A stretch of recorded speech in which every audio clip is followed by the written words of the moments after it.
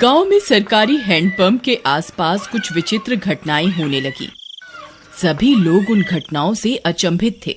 अरे दीदी, का तुम रात सुने रही? ये हैंडपंपवा खुदे चलत रहा। राती 12 बजे भला कौन पानी भरे आई? हमें तो बहुत डर लागत बा।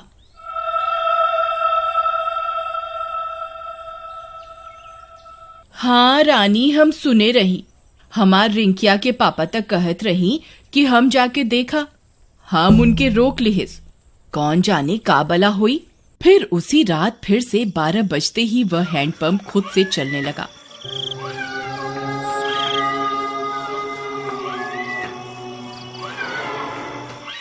सभी गांव वाले सुन रहे थे, पर किसी की हिम्मत नहीं हुई कि जाकर देखे।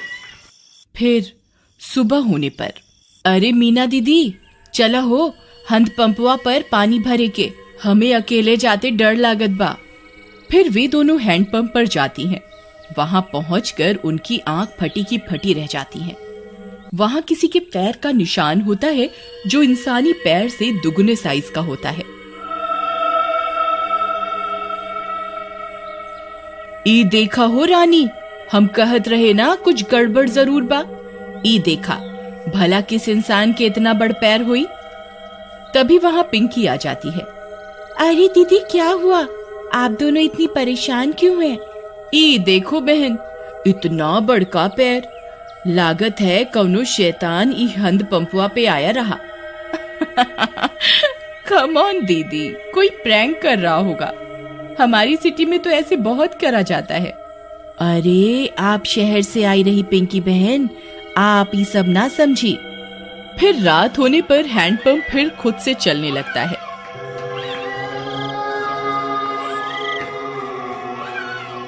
मम्मी, मैं जा रही हूँ हैंडपंप के पास। मैं अभी सबक सिखाती हूँ इस नमूने को। फिर जैसे ही पिंकी वहां पहुंचती है, वह दंग रह जाती है। वहां 2 सिर की एक चुड़ैल हैंडपंप चला रही होती है। पिंकी के पसीने छूट जाते हैं। आ गई? बहुत इंतजार कराया तुम गांव वालों ने। 2 दिन से कोई खोपड़ी खाने को नहीं मिली। मेरा तो सिर ही दर्द हो गया ये हैंडपंप चला चला के। कितने दिनों में एक शिकार आया है। पिंकी हाथ जोड़कर अपने घुटनों पर बैठ जाती है। चुड़ैल जी, आई एम सो सॉरी। मुझे लगा कोई गांव वालों से प्रैंक कर रहा है। मुझे माफ कर दो चुड़ैल जी। मैं तो पास के शहर में पढ़ती हूँ। इस गांव में घूमने आई हूँ। पर चुड़ैल उसकी विनती नहीं सुनती और उसकी खोपड़ी खा जाती है। फिर अगली सुबह, अरे मीना बहन, देखत हो, आज तो यहाँ खून भी पड़ा बा। कौनो अनहोनी हो गई लागत बा। तभी पिंकी की माँ वहां आ जाती है। अरे कल रात से मेरी पिंकी घर नहीं आई। वो रात इस नल पर आई थी। हाँ, ये खून कैसा पड़ा है? कहीं ये मेरी पिंकी का तो नहीं।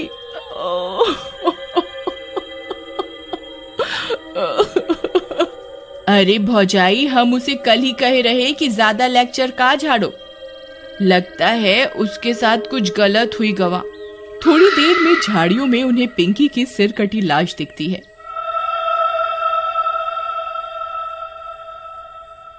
यह बात पूरे गांव में फैल जाती है। सब फैसला करते हैं कि अब से इस हैंडपंप पर कोई नहीं आएगा।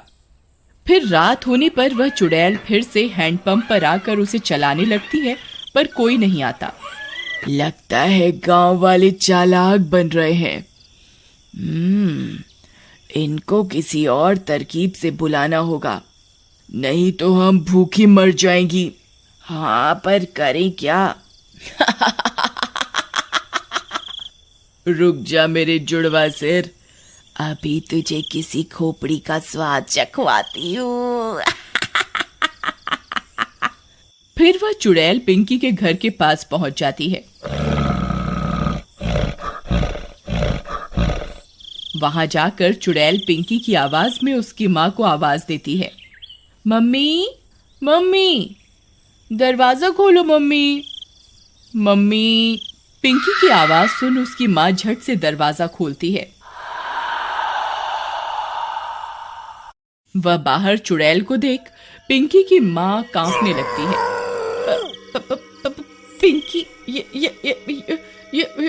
ये तुझे क्या हुआ? चुड़ैल की एक खोपड़ी अपनी लंबी जीभ से पिंकी की माँ को जकड़ लेती है। मैं कोई पिंकी विंकी नहीं। तेरी पिंकी तो कब की हजम भी हो गई होगी। अब तू मेरा खाना बनेगी मूर्ख औरत। फिर चुड़ैल उसकी खोपड़ी काट कर निकाल लेती है और उसे खा जाती है।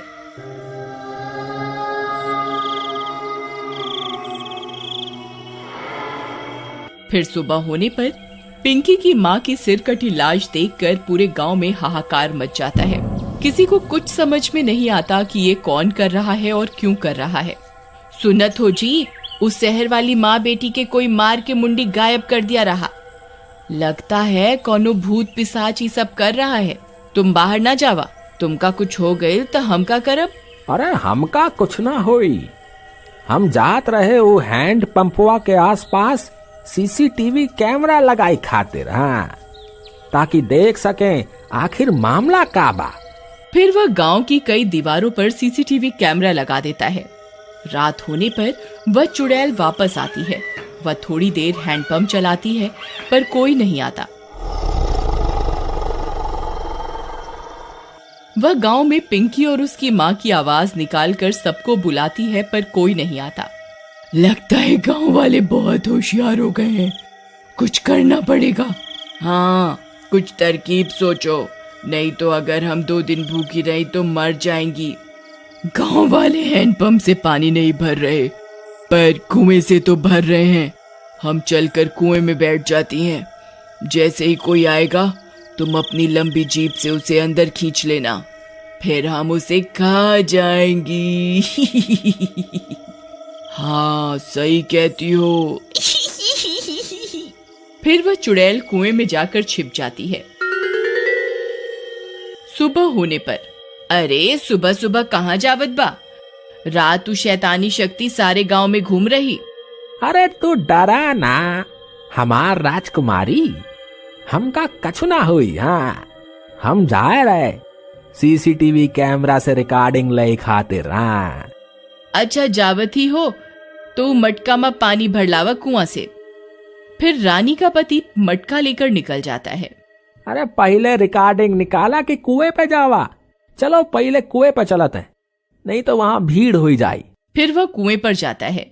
जैसे ही वह कुएं में अपना घड़ा डालता है, चुड़ैल का सिर अपनी जीभ से लपेट कर उसे अंदर खींच लेता है।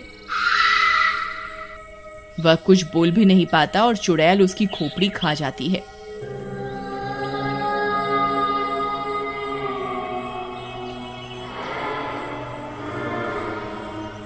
कुछ देर में गांव वालों को उसकी सिर कटी लाश कुएं में दिखती है।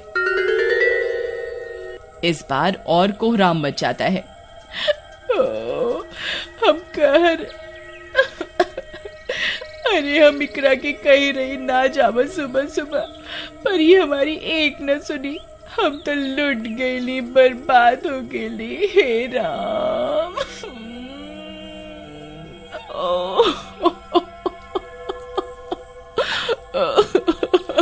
पर तुहार पति सुबह सुबह आया क्या करने रहा? फिर रानी ने बताया कि उसके पति ने सीसीटीवी कैमरे लगाए थे गांव में, जिससे यह पता चल सके कि आखिर मामला क्या है। फिर वे सब गांव वाले सीसीटीवी कैमरे से रिकॉर्डिंग निकालते हैं, टीवी पर चलाते हैं और चुड़ैल का सारा सच उनके सामने आ जाता है। वे यह भी सुन लेते हैं कि अगर वे चुड़ैल 2 दिन भूखी रही तो मर जाएंगी। गांव वालों, हमारे सामने एक बहुत खतरनाक दुश्मन है। इसे हराने के लिए हमें बस ये करना है कि हम 3 दिन तक अपने घरों में कैद रहें, नहीं तो ये 2 मुंडी वाली चुड़ैल कई और लोगों को अपना शिकार बना लेगी। मैं गांव में 3 दिन के लॉकडाउन का ऐलान करता हूँ। लॉकडाउन होने के बाद वे चुड़ैल 2 दिन तक गांव में आई अपना शिकार पकड़ने के लिए। उन्होंने कई तरकीबें लगाई पर कोई अपने घर से बाहर नहीं आया और वे दोनों चुड़ैल मर गईं।